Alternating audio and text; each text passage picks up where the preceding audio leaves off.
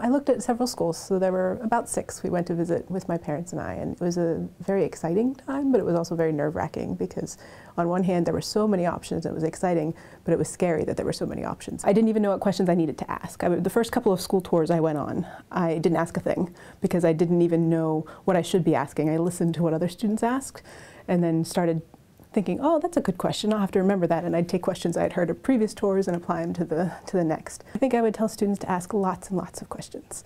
If there's anything you're unsure about, and never hesitate to ask a question because you think it maybe isn't, you know, everybody else knows this but you. Chances are if you have the question, so does everybody else. And so it's good to ask students, to ask faculty members, if you can get a hold of some, ask people in the admissions office, ask lots and lots of questions. So if you have a question and you can get an answer, that would be my biggest piece of advice. As a student, sometimes, especially as a student for the first in your family to go to school, you could be very intimidated and feel like everyone else knows what's going on but you. And I would say that that's never the case. At least it never has been for me.